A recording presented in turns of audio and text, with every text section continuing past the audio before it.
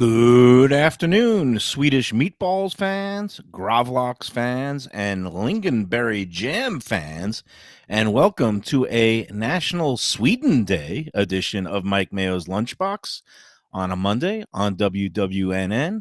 It's also numerous other things today, including, the third and final day of Shavuos, which that's the one Jewish holiday I don't know much about. Mike Lubie Lubitz. I'm going to I guess, defer to you because I think you're a better Jewish person than I am. I mean, I was bar mitzvahed. I can read Hebrew. I know how to say Shema Yisrael, but Yeah. I'm not really up on all the holidays. How are you today, Lubie, on your final day filling in for Jeff Defo DeForest, who is back from Italy, but waylaid by jet lag. So we've got one more day of Lubie, actually, many more days of Lubie. He's going to be joining us many times when we do remotes. But how are you? And were you able to stay dry and high this weekend? I don't know about high, but I definitely stayed dry for the most part. We did get out and about Saturday. To everyone's been talking about the new Top Gun, so we went out and saw it. And I actually liked it. Shavuot, I know that you build the structure outside, and you're supposed to eat and live in it if you're I think like that's Orthodox. Sukkot. I think that's Okay, then that's Sukkot, not Sukkot. Then Sukkot. Then you know more than I do. I know nothing about Shavuot.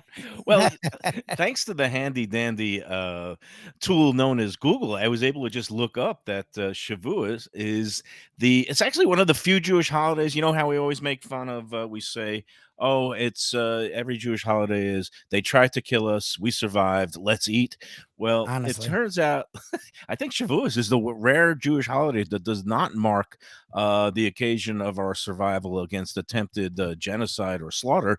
Apparently, according to my Britannica, Encyclopedia Britannica online, it's basically it marks it's an agricultural festival that marks basically the annual harvest. So it's basically like a celebration of the harvest, and it's also broken into a celebration of fruits. And I like fruits. I actually just bought a whole bunch of fruits last night because I need to start eating some fruit after the eating I did this weekend. Happy third and final day of Shavuos to all our Jewish friends out there. But meanwhile, I guess, how did you make out with the rain and the flooding and all that stuff? Was it okay by you? Yeah, it's interesting because where we are in Coral Springs, our neighborhood doesn't really flood a lot, and right around doesn't. But we went down Riverside to go to the movie theater there, and there was flooded everywhere there. So it's just curious how the flooding, because it rained all weekend by us. So I don't know why we don't get flooding, but around South Florida, it was really weird. How was the flooding by you guys? Yeah, no, and I'm getting all this is what happens when I try to do multitasking. I was trying to share the link. We're What? doing the live streaming now of the Lunchbox because Lubie was able to set up the streaming devices, and I want to kind of throw it up on some of the Facebook groups that I'm involved with. But I got some, with me and the whole multitasking is Talk bad, longer. and I'm just a complete mess today because you fared okay with the flooding. My Yeah. neighborhood, we're basically in the bottom of a basin that it kind of slopes in, and the city of Dania Beach, they always say that they've fixed things and have installed new drainage and new pumps and this and that. But what I've learned is that when you don't turn the pumps on, it doesn't do much good. And this was a storm I think they saw coming.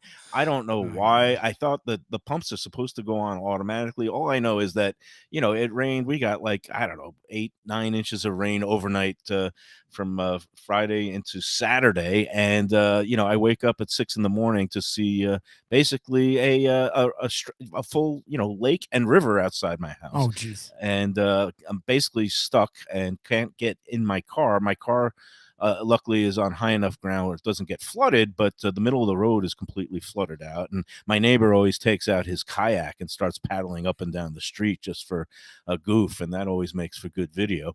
But the worst part was that I actually, after I guess it must have been about 8, 9 inches of rain, I saw a couple of drops coming down in my house in the back room where there's a Oh flat no. roof that was just put on last year, and that's not what you want to see when it's kind of a brand new roof.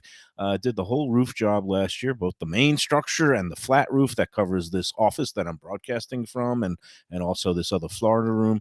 But so that's always anxious moments, and I had to get out the pails and the towels and of course on Saturday my mom's aide couldn't make it in, so I was basically doing all the caregiving with mom on Saturday, which is great. I mean, it's easy enough to do, but it's just it made for a stressful day. And now this morning the roofers came over and they're going to fix it. No cost to me, thank you. That basically they said there was like a flasher. There's nothing wrong with the roof itself, but it was like one of the seams where the main roof joins there, and there was some cement that got a little soft when they first set it, and something was set wrong. Anyway, they're going to be fixing it later today, which is always a good thing that you don't have to actually shell out of pocket for that leak that springs that you don't expect. But I know a lot of people probably got some unpleasant surprises this weekend with all the rain between leaks and also flooding. And so I hope everybody's able to dry out and stayed safe. I mean, obviously, this was only a drill. It wasn't even a hurricane or a tropical storm when it hit us, right? It was just potential tropical cyclone Yep. one, which again, it just is a good reminder that when you get a lot of rain, bad things could happen. But in any event, it was a good sports weekend. Good weekend to sit around watching sports. How did you spend the weekend, Lubie? So Saturday we went, like I just said, to see the Top Gun Maverick because everyone in the world had told me and my wife how amazing it was. So, being one who grew up with the original, Shirley had never really seen it, so we went, we saw it, we enjoyed it. I actually really liked it, and I do think in some ways it was better than the original. And then Sunday just laid around waiting for the NBA Finals. It didn't start till 8 o'clock at night. How was your weekend outside of flooding all over your home in South Florida? No, it was good. Besides, actually, I had a really good day yesterday. And before I get into all that, I'm kind of all over the map. I want to let's set the table here. So, I mentioned at the top of the show some Swedish dishes, Yes. including meatballs and gravlax, which is smoked salmon.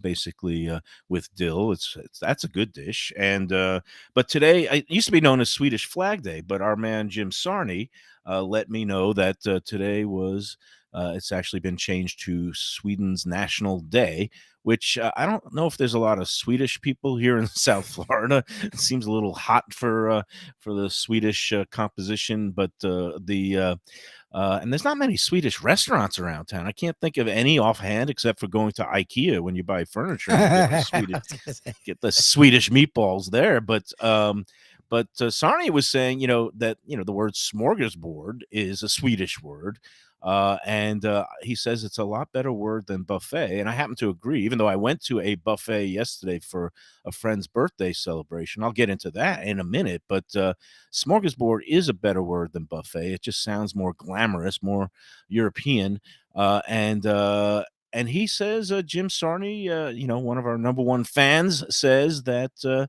the Lunchbox is basically a smorgasbord of talk radio. We do a little bit of sports, a little bit of food, a little bit of anything that happens to come across our plates. So here we are. And yeah, it was a good weekend for sports. I watched, Coco Gauff go down in straight sets in the French Open, and I don't know why she was so emotional and upset. I guess when you're 18 and you on the edge of you know possibly winning your first Grand Slam title, it's tantalizingly close. But the reality is, the woman who beat her is in a league of her own right now and rolling past everybody. And was it 35 straight matches and winning her second straight title? Is the Polish tennis player whose name escapes me now because I don't have it in front of me, but but again, it was a great valiant effort, and I think for a first time appearance in a major, nothing to be ashamed about, certainly nothing to be upset about, but still the emotions. She was crying and wore her heart on her sleeve, and I guess a lot of people. It touched a lot of people. I don't know if you saw it live on Saturday, Loopy, but what did you think? Well, no, I monitored it because we talked a lot about Coco Gauff being from South Florida and making so far in the French Open. And Default, I've heard, and Harvey Fialkov mentioned Swiatek before, but I didn't really know much about her. Well, Coco Gauff and the rest of South Florida found out about her as she's now won, I guess, 35 matches in a row, beat Gauff in straight sets. And I think it's a great life lesson for Gauff. And I wonder if Swiatek is dominant enough to make tennis interesting again. Nadal won in the men's, which was really cool. But again, tennis here, since the American men's game has fallen off, has sort of fallen by the wayside. And I'm curious if any of this ever brings it back. Well, if she starts winning, that'll bring it back because as soon as the Williams sisters started winning, even Yeah. though there weren't that many major American men in contention, it just sparked interest again on both sides of the brackets, and I think, I guess, I don't know. There's betting on tennis now too, right? There's betting on everything, Yep. and Yep. I think the more betting there is, the more interest there is. And I know you were mentioning this last week on the Defo show about that there's been across the board ratings increases this year, which you found a little bit odd considering the pandemic is easing up and people are traveling again and getting back to their normal routines. And you would have thought that in the middle of the pandemic, when the only thing to do was sit around the house and watch Netflix or streaming services or live sports, that it would have been much higher ratings. But it's been kind of the opposite. And my theory was that now that you have all these sports apps and betting sites where you can actually throw some money down on a game or a golf tournament or a NASCAR race and tennis matches, that maybe it just leads to greater interest no matter who's playing.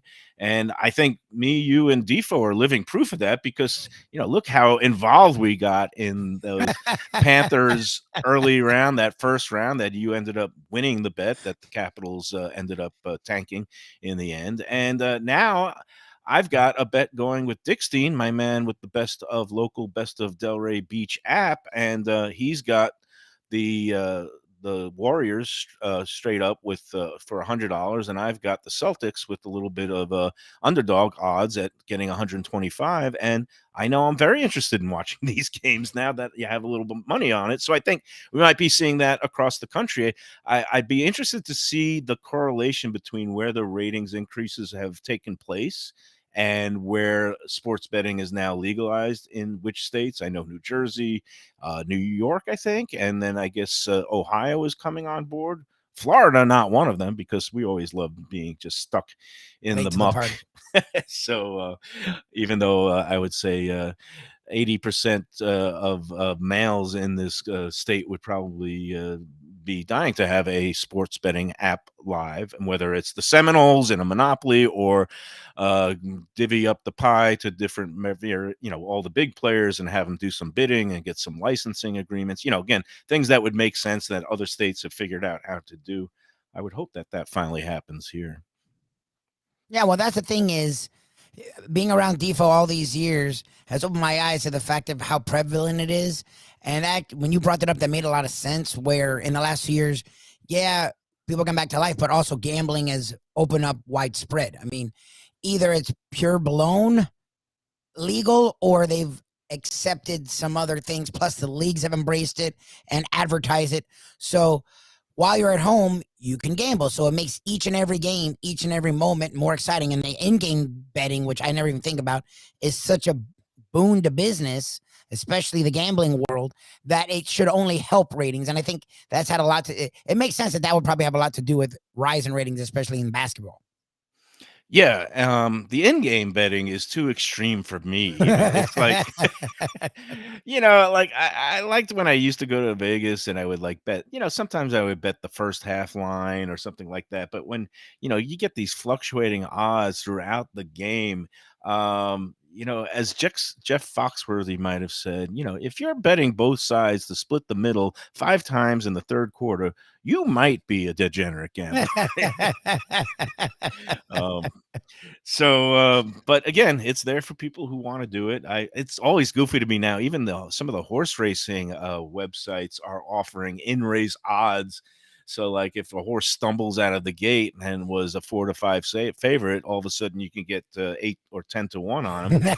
That might be okay if he's a closer. If he's a speedball, well, I would just wouldn't bet him with your money. But and anyway, it's just I'm still kind of a purist. It's kind of strange. It's the same thing would happen with, like, when they first started legalizing first medical marijuana, and then in some states full blown recreational. And it's like it's become almost like too easy.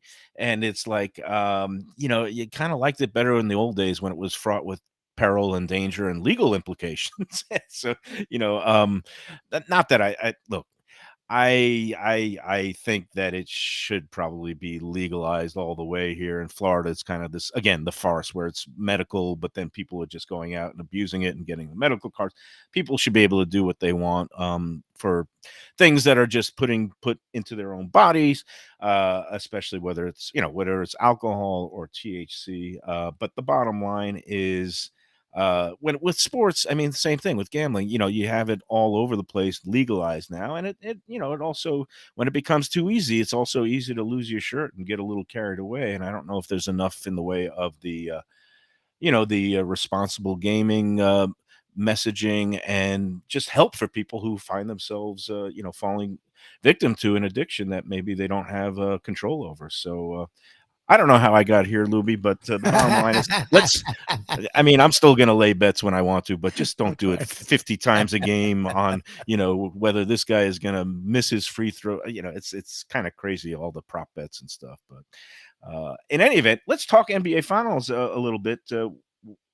What do you think of what we saw last night? Not really surprised that Golden State bounced back so strongly. Well, it's what I expected when I was on your buddy Steven Dickstein's side of things, thinking the Warriors would win in six. That fourth quarter, game one, was really confusing to me. But you saw last night, look, it was a dogfight because the Celtics have a really good defensive team and they have enough talent. They got to the finals. So they've been making it game in the first half. The Warriors have dominated the third quarter. And last night, instead of letting up, they kept the foot on the pedal the first 2 minutes. And after that, Udoka said, all right, we're done. And with about 10 minutes left, they're up 29. And Ime Udoka, the coach of the Celtics, put their bench in and sort of waved the white flag. I feel like that's what this series will be. Like, the Warriors are just too much. The Celtics will fight. They may get one in Boston, but the Warriors are just, look, Klay Thompson hadn't played well yet. Like, they're up plus 35 in third quarters, and they're missing their best player. He has done nothing. So at some point, you would think he'd wake up too. And the Celtics have gotten good games from Tatum in some form and Brown. I don't know. I think the Warriors will eventually outlast the Celtics and win in six. And I think last night was indicative of that. Look, the Warriors, on paper, everybody's saying they're, Yeah. the better team from top to bottom. I don't know.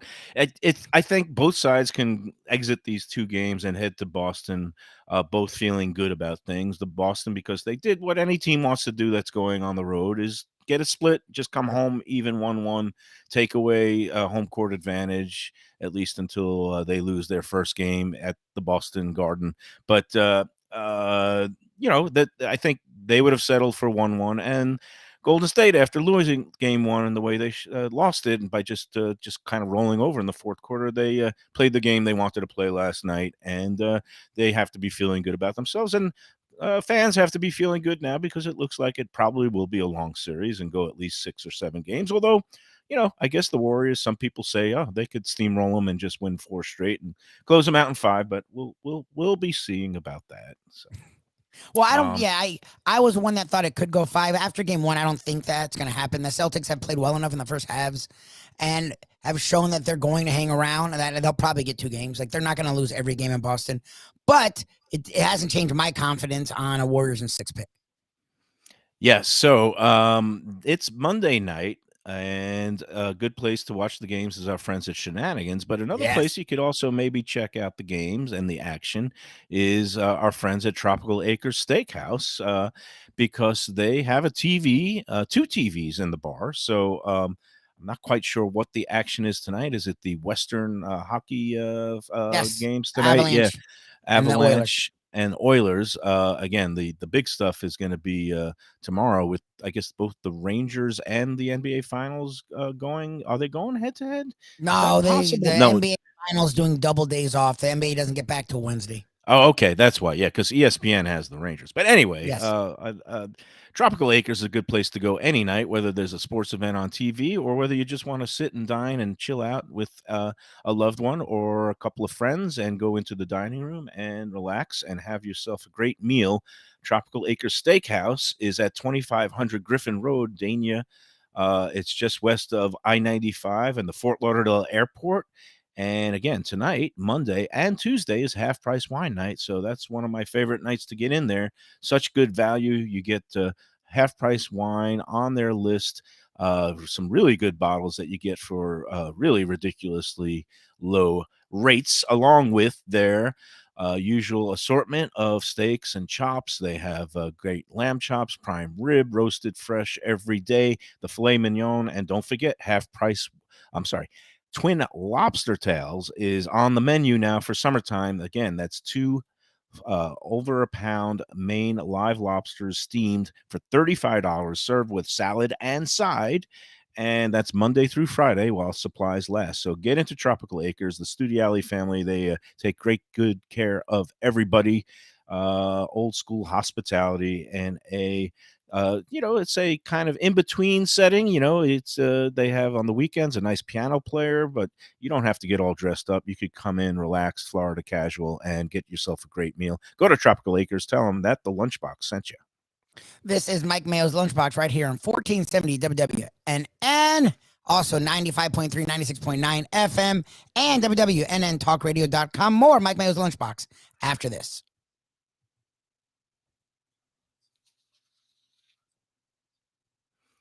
Yeah, that's all right. We'll do the next break at 37.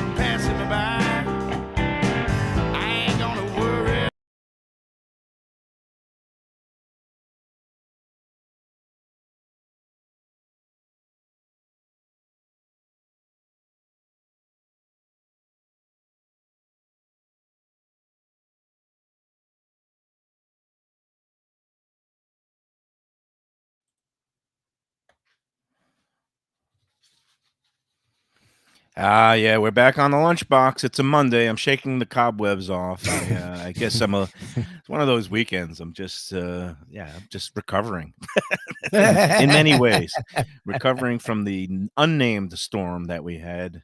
And I'm in a little bit of a post-tropical depression, I guess you could say. But in any event, the couple of notes. I heard that nice music.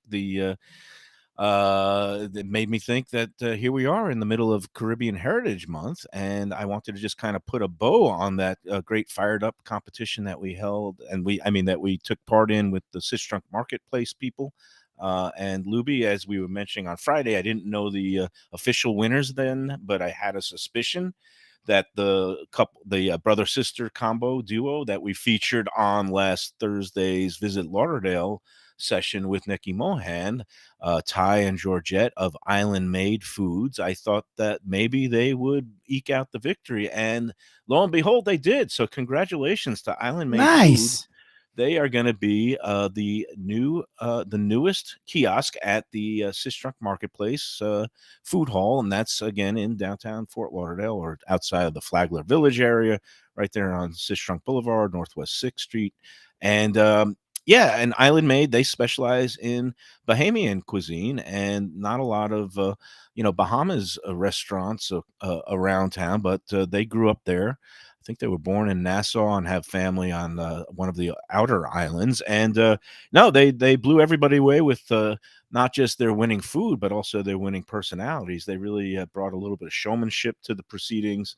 Ty is, a natural born hospitality person. He and again, they made a great conch salad and this thing called chicken in a bag, which was kind of like grilled chicken on top of a mound of French fries that they put in this bag that you kind of tear open. And he says that they're going for a vibe of like a Christmas, like a kid on Christmas morning, just tearing open his presents. And you tear open this bag, and there's this saucy chicken and fries that has a good zing to it. And they're going to also have different wraps, and and it's great because it's good to have a representation of the local flavors in a market like Sistrunk Marketplace. So congratulations to Ty and Georgette. Can't wait till they get set up there and can go out and get some of the very tasty conch salad on a near daily basis. And again, the other competitors, it was close. And, it came down to not just the public votes, which Island Made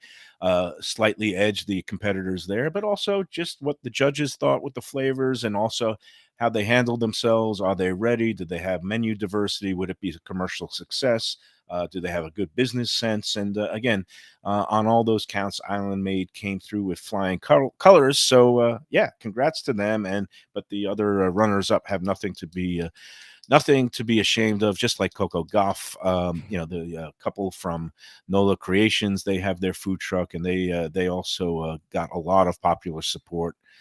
Along with the vegan, that was I guess the dark horse. That the surprise was, a lot of people hear vegan food and they think it's going to be ugh, but this woman Tay, who runs Green Fit foods, and everything she made was really delicious, and you wouldn't have known it's vegan if it wasn't branded that way. So congrats to all of them. I think Steve DePuzzo from Society 8 Hospitality should be commended for doing something in this kind of way. It made it a little bit more fun and involved the public. And I think he's going to be giving a chance. He does Sunday brunches there, and sometimes he just invites some caterers and people that are getting off the ground to take part in the Sunday brunch on a regular basis. So I have a feeling that some of the competitors will be invited back to do the Sunday brunches there. So that puts a bow tie on that, Lubie. Meanwhile, let's get into sports again, because we're on a sports heavy Monday. Rangers, New York Rangers. I'm a little bit gutted today because I grew up a big Rangers fan, and you get a 2-0 lead on the road against the 2-time defending Stanley Cup champions. That's an opportunity. And what did the Rangers do with the opportunity? Pull on Panthers. There you go. They pulled the pathetic Panthers. They blew it. I wouldn't call it a choke because, look, this was a hard-fought game, and both teams, when they got the chances on the power plays, unlike the Panthers, they took advantage of these power play opportunities. I don't know if you watched the game, but I'm just marveling because, Tampa is just when you think they're down and out, they just wake up, and they do have a lot of talent. And some people say, oh, they're getting a little older, and they're missing a key player, I think, in Coin. But it's they just you saw as soon as they scored that tying goal to even it up at 2-2 on the power play, it was like a bear had been poked out of hibernation, and they just started swarming the Rangers. And man, it's hard to lose in the last minute of regulation like that, though, right? No, it's weird because so many other sports, last second wins happen. Like in basketball, you're holding your breath even with a 5-point lead, sometimes with a minute left. Football, we've seen it, the Hail Mary, the Hail Flutie down here in South Florida. So it happens. Hockey, it's different. Like even when they pull the goalie, you assume the game's over. When you get under like 35, 40 seconds, Look, and there's a name that didn't even take effect in the Panthers series. That shows how good the Lightning were. Where Palat, who's one of their best players, didn't do anything in that series, and they still swept the Panthers. But look, that's why the Rangers got up 2-0, because this team doesn't. They won back-to-back titles for a reason. They won 3 titles in the last 20 years for a reason. And the Rangers, unlike the Panthers, have been aggressive from the outset. And I still think they'll win this series, the Rangers, but that was a gut punch because you could have really owned this series if you could have just held on.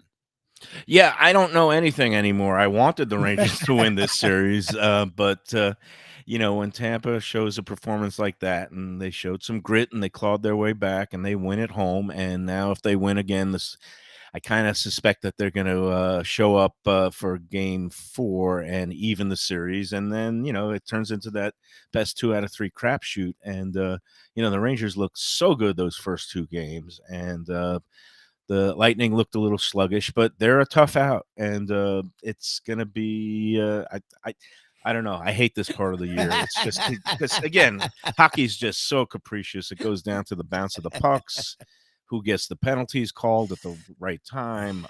But it's fun. It's entertaining to watch, and there's nothing like playoff hockey, especially if it goes into overtime, which I'm hoping it won't on Game 7, because I don't know if my aging, cholesterol-laden heart can take it. Hey, let's put a bow on all the sports talk too before going to our next break. A little bit on the Dolphins. I guess they're doing what? I don't pay half attention to all these mini camps or workouts or whatever's going on now, but I guess people have been huddling out at wherever their headquarters are now, right down by the stadium there, right in Miami Gardens, or they're not in Davie anymore. No, they moved it. They moved it. They built an indoor practice world right by the stadium.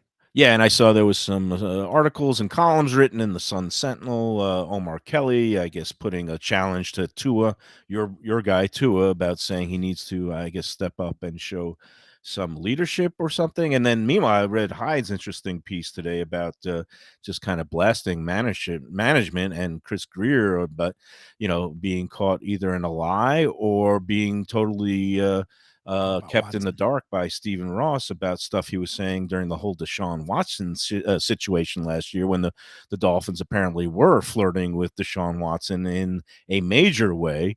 And actually, Steve Ross is trying to get deals done and settlements and non-disclosure agreements with all these binders full of women, and 22 of them, I think, that were lodging accusations against Deshaun Watson. And apparently, Deshaun Watson's lawyer is saying that he got agreements from 20 of the 22, and that wasn't good enough, and the deal blew up. But then Chris Greer stood up in front of a crowded press room and said, "Oh, we've never been interested in him." There's that report, and there were rumors floating around was saying it was categorically untrue. Well, now something turns out to be categorically untrue, and it's Chris Greer's statements. And the question is, did he lie? Or did Ross keep him in the dark, which is almost even worse, especially what Ross is facing down the road with the whole Flores lawsuit and the allegations that Ross was making offers for and inducements for Flores to lose games and basically tank on purpose and fixing and throwing games. So what do you make of all this, Lubie? There's just a lot there. One, I find, as much as I lambasted Chris Greer in the past, I find it hard to believe he wouldn't be involved at all. Like, Ross is not a GM. There's certain things that the personnel people would know about signing and trading for someone. Because remember, he was under the Texans. Like, he had to be traded for.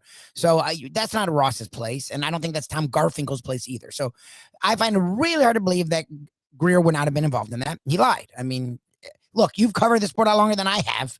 Like, are you shocked that they lie? Like, hello. Let's see. Sports agents, sports executives, and politicians, they lie. I'm shocked. Come on. But again, it makes me go back to the original point earlier this year when I was saying, when they got rid of Flores, but they kept Greer, and I was like saying, I could see getting rid of both of them, but how does Greer keep his job? And I guess maybe because he has a lot of dirt on Ross. So Yes. now that we're seeing, but as the onion is unpeeled, it's going to get stinkier and stinkier. Hey, you know what doesn't stink there, Lubie? Yes, sir. is it's now June, and you can get fantastic, great savings through our friends at Visit Lauderdale with Lauder Deals, which started at the beginning of the month and it runs all summer long. So you can enjoy the good life for less in Greater Fort Lauderdale with Lauder Deals. It's great deals on dining, hotels, attractions, spas, and more all summer long. So start planning your summer getaway online at visitlauderdale.com/deals and see all the ways you can save. Find great hotel deals on everything from luxury beach resorts to family-friendly suites. Indulge in food and drink specials at local restaurants and bars. I'll be doing plenty of that. Shop Lauder Deals for exciting attractions like Flamingo Gardens and Butterfly World. Plus, if you're a Florida resident, a first responder, or in active military duty, you'll find even more deals just for you. From miles of golden beaches to pampering at celebrated hotels and resorts, the good life awaits in Greater Fort Lauderdale. Shop Lauder Deals now at visitlauderdale.com/deals and plan your best summer vacation ever. This is Mike Mayo's Lunchbox. More to come. 95.3, 96.9 FM, and 1470 WW, and then, of course, WWNNTalkRadio.com. Coming up next, more Mike Mayo's Lunchbox.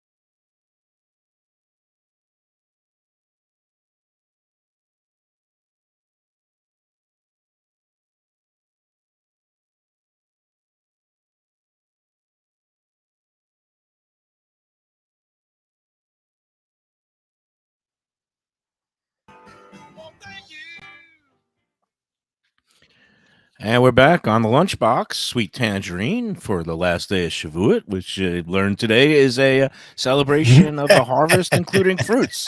So how's that for a tie-in to our daily holidays? And Jim Sarney, the official statistician and number one fan of the Lunchbox, tells me that today, of all things, is National Applesauce Cake Day. Now, Is that even a thing? I, I like to rag on the Ministry of Silly Food Holidays, but I gotta call BS on that. It's like I have never heard of an applesauce cake. I've traveled around this great country. I am The familiar world. with all the customs of some of the Oh stranger my God. sects and SECT sect, not Yeah. sex, but some of the stranger cultures and things out there. I've never heard of an applesauce cake, and so I just think they're just making stuff up now. But I if you agree. find an applesauce cake out there, please, Send me a please picture, please. send me a picture. Hit me up on my Instagram account at Mike Mayo Eats. You could try calling the station, but I don't even have the number offhand. But I do not know, nor do I want to know what an applesauce cake is. I like applesauce sometimes if I Mhm. just have undergone root canal, uh, and I like cake all the time, but not applesauce cake. Anyway, a couple of other notes here. We want to make a reminder for our friends who enjoyed the pizza spot in Fort Lauderdale, and I love it, but they're gone for another week. They're on vacation. Reese and Wade are taking a little time off. So, again, if you go out there, I know some people were sending in questions and queries into the Let's Eat South Florida Facebook group about, well, are they closed? They're showing closed every day. I kept going. No, they are coming back from vacation, reopening on Tuesday, June 14th. So I know, everybody is just salivating to get the New Haven style pizza again. And that'll be a week from tomorrow, June 14th, they'll reopen. And yeah, I'm going to say some kind words about our new sponsor, Kostas, but Kostas Greek Eatery and Pizzeria up in Pompano. We're excited because Lubie, me, and you are going out there tomorrow, and Defo Yes, is going sir. to make his long-awaited return with this. The newest live remote we're going to be doing once a month out at Costas, and they're excited because besides coming on board and sponsoring the Lunchbox and having us go out there once a month, which I know everybody would be thrilled by seeing Defoe's lovely face and mine and yours. Not necessarily thrilled about the prospect of feeding all three of us because he could do some damage, but no, Costa, great guy. But they were just recently featured on David Portnoy, There you the go. whole, the one bite reviews, the Stool Presidente, as he calls himself on Instagram, and he has Barstool Sports. But he apparently was in there in recent weeks, and David Portnoy, originally from Boston, then he was living in New York, and now he has a pad down here in Florida, South Florida. He spends a lot of time here, so he's been hitting up some of the local pizza joints, and he made it out to Costas, and he raved about the place. I mean, the pizza he loved.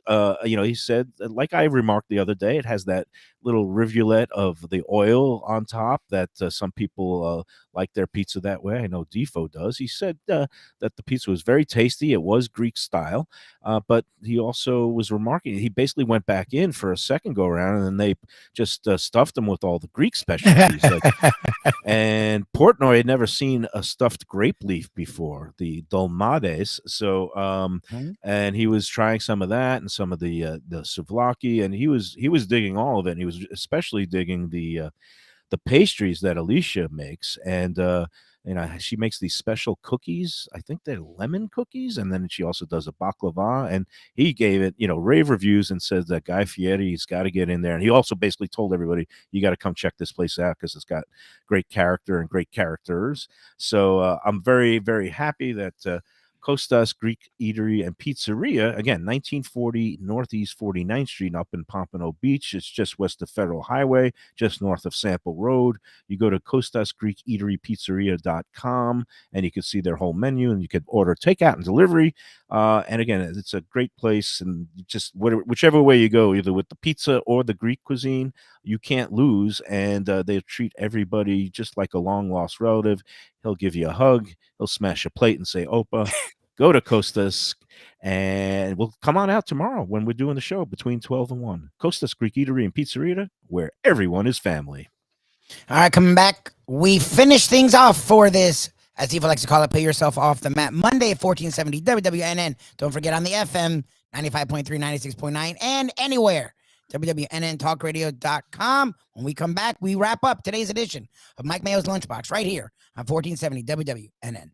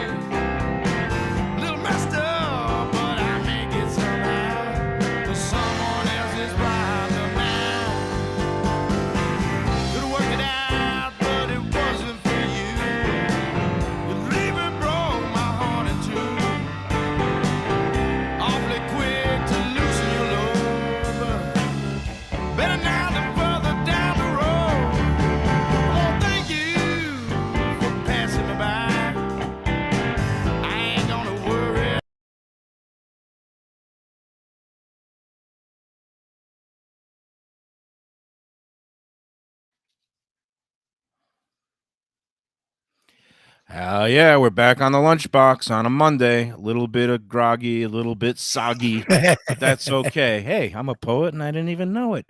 Oh man, Lubie, I appreciate you for the last couple of weeks filling in. It seems like Defoe's been.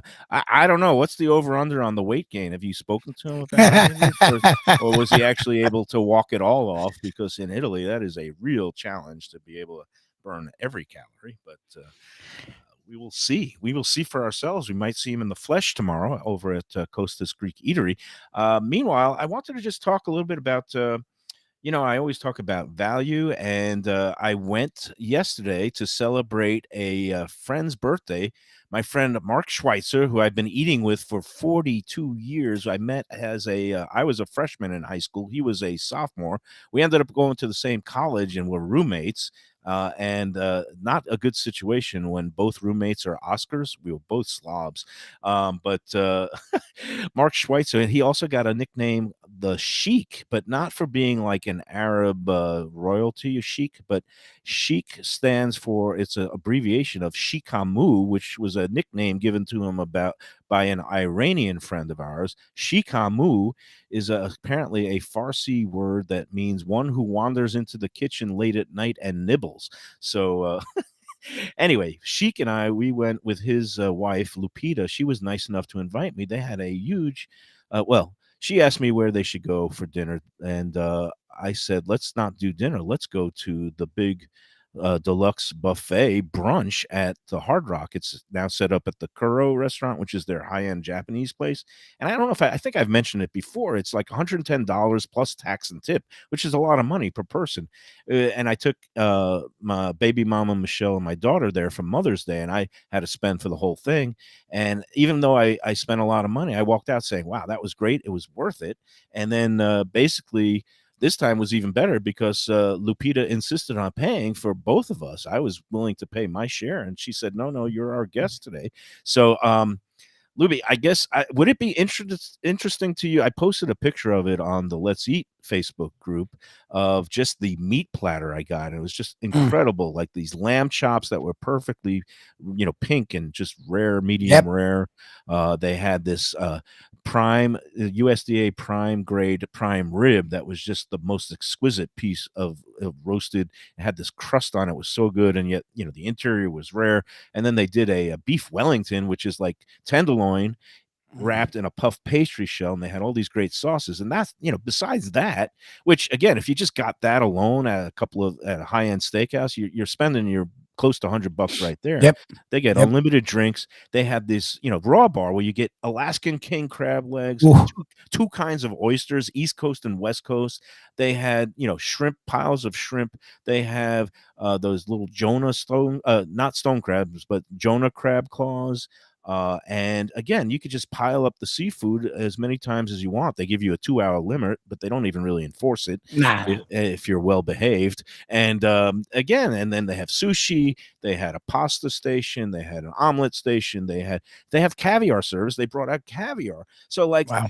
to me, it's like if you would like break down the components of that meal and go to any kind of high end place, definitely you're getting a meal that's much, much greater, for a price that's much less than the sum of its parts. I mean, you could, go places and spend 200, 300 per person on a meal like that. Plus, you get unlimited, the Bloody Marys or the mimosas. Not or you get, and they'll just keep bringing different drinks to you. So, and the dessert bar was great. So I can't rave enough about it because I can tell. the quality was great. So it's like, yeah, it's a splurge, and you're not going to do it every week unless you're a major player over there, and they'll give you all these Yeah. comp dollars, which I know, I guess a bunch of people are lucky enough to rack up that much in comp dollars. But even just spending out of pocket, I did it for Mother's Day. I would gladly do it again later in the year for another occasion. I'd say it's a great twice a year place to shell out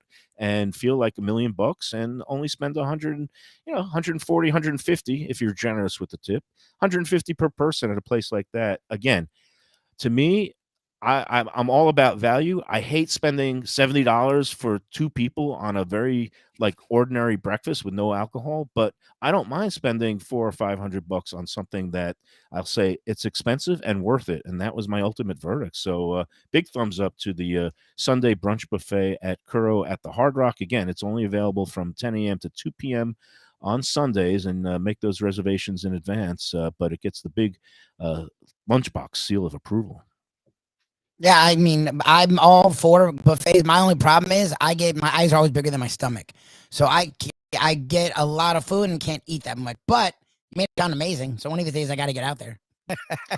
Yeah, no, and that's it would be I would say a fine place to impress a date or your better half for a special occasion, and definitely worth the money. So that's gonna pretty much wrap it up for today. Oh, one last thing, my sister-in-law just sent me a picture of an applesauce cake. Oh, Uh, God. I have no idea where it's from or where you get it, but she found it online. She did the Google search, so I guess I'm gonna have to do some more research after the show and learn a little bit about a food item that I didn't even know existed and that I just ridiculed mercilessly. So, thank you, Tracy, for setting me straight. Happy National Applesauce Cake Day, everybody. Happy end of Shavuos, and enjoy your fruits and harvest. And also, happy National Sweden Day. Go to IKEA, have a meatball, and buy some furniture that you will just be totally baffled by how to assemble it. Okay, that's going to do it for today. Lubie, thanks so much. We'll see you Thanks. tomorrow out at Kosta's Greek Eatery and Pizzeria. Thanks, everybody, for tuning in. This is Mike Mayo saying, remember to enjoy every sandwich.